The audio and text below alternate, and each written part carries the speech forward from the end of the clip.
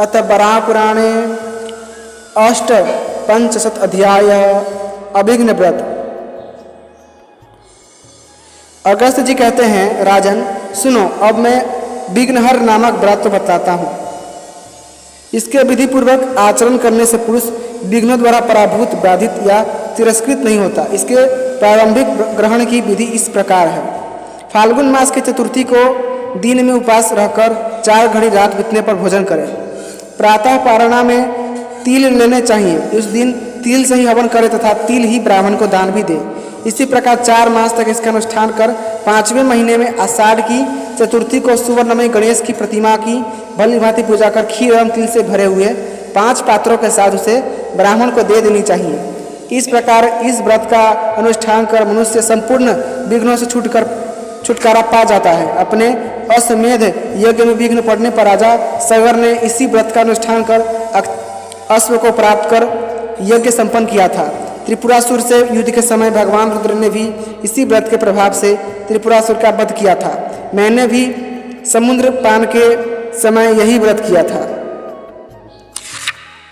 परंतु पूर्व समय में तप एवं ज्ञान की इच्छा वाले अन्य अनेक राजाओं ने विघ्न दूर करने के लिए इस व्रत का आचरण किया था। इस व्रत के दिन पुण्यात्मा पुरुष विघ्न समाप्त होने के निमित्त ओम सूर्याय नमः, ओम धीराय नमः, ओम गजाननाय नमः, ओम लंबोदराय नमः, ओम एंकदष्ट्राय नमः इन मंत्रों का उच्चारण कर गणेश जी की सम्यक प्रकार से पूजा करें और इन्हीं मंत्रों द्वारा हवन भी करें।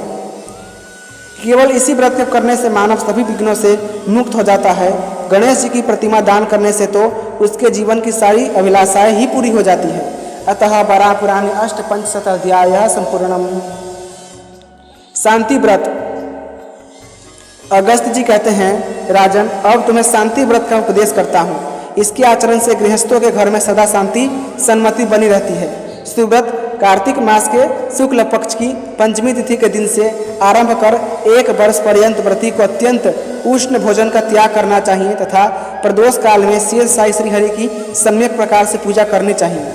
ओम अनंताय नमः, ओम वासुकाय नमः, ओम तक्षकाय नमः, ओम कर्कोटकाय नमः, ओम पद्माय नमः, ओम महापद्माय नमः, ओम शंखपालाय नमः, ओम कुटिलाय नमः इन मंत्रों के द्वारा भगवान विष्णु के सैया स्वरूप शेषनाग के क्रमशः दोनों चरण, कटिभाग, उदर, छाती, कंठ, दोनों भुजाएं, मुख एवं सिर की विधि पूर्वक पृथक पृथक पूजा करनी चाहिए। फिर भगवान विष्णु को लक्ष्य कर सभी अंगों को दूध से भी स्नान कराएं। तत्पश्चात श्रद्धालु साधक को भगवान के सामने तिल मिश्रित दूध से हवन करना चाहिए। इस प्रकार 1 वर्ष पूरा कर ब्राह्मणों को भोजन कराए और सुवर्णमय शेषनाग की प्रतिमा बनाकर ब्राह्मण को दान दे। राजन जो पुरुष इस प्रकार यह व्रत भक्ति पूर्वक करता है उसे निश्चय ही शांति सुलभ हो जाती है। साथ ही उसे सर्पों से भी भय नहीं होता। अतः वराह पुराणे 59 अध्याय संपूर्णम। इसी के साथ वराह पुराण का 59वां अध्याय समाप्त हुआ। अतः वराह पुराणे 66 अध्याय काम व्रत। अगस्त जी कहते हैं, राजेंद्र अब मैं काम व्रत कहता हूँ, सुनो। इस व्रत के प्रभाव से मन में उठी कामनाएं सिद्ध हो जाती हैं। यह व्रत पौष मास के शुक्ल पक्ष में होता है तथा यह व्रत 1 वर्ष पर्यंत चलता है। इसमें पंचमी तिथि के दिन भोजन कर षष्ठी के दिन फलाहार पर रह जाएं, अथवा यह भी नियम है कि बुद्धिमान पुरुष षष्ठी के दिन दोपहर में फलाहार करे और रात में मौन होकर ब्राह्मणों के साथ शुद्ध भात खाए या केवल फलाहार ही व्रत करे। षष्ठी का पूरा दिन भर उपवास रहकर सप्तमी तिथि में पारणा करनी चाहिए। इसमें भगवान कार्तिकेय की पूजा कर हवन करना चाहिए। इस प्रकार 1 वर्ष पर्यंत व्रत करें। सदानंद, कार्तिकेय, सेनानी, कृतिकासुत, कुमार और स्कंद इन नामों से विष्णु ही प्रतिष्ठित हैं, अतः उनके इन नामों से ही उनकी पूजा करनी चाहिए। व्रत समाप्त होने पर ब्राह्मण को भोजन कराएं और सन्मुख की सुवर्णमय प्रतिमा ब्राह्मण को दें।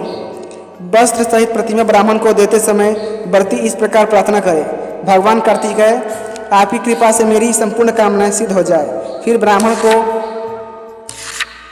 लक्ष्य कर कहें, ब्राह्मण देवता मैं भक्ति पूर्वक यह प्रतिमा देता हूँ, आप कृपया पूर्वक इसे स्वीकार करें। इस प्रकार के दान मात्र से व्रती के इस जन्म की समस्त कामनाएं सिद्ध हो जाती हैं। संतानहीन को पुत्र, धन की इच्छा वाले को धन तथा राज्य छीन जाने वाले को राज्य सुलभ हो सकता है।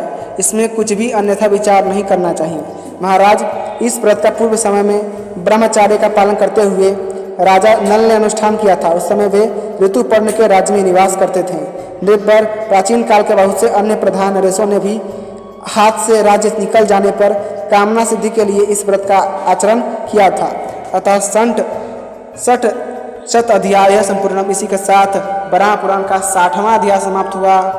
यदि आपको कथाएं पसंद आती हैं तो कृपा करके इस वीडियो को लाइक करें, चैनल को सब्सक्राइब करें और अपने दोस्तों के साथ जरूर शेयर कीजिएगा। धन्यवाद। जय श्रीमन्नारायण।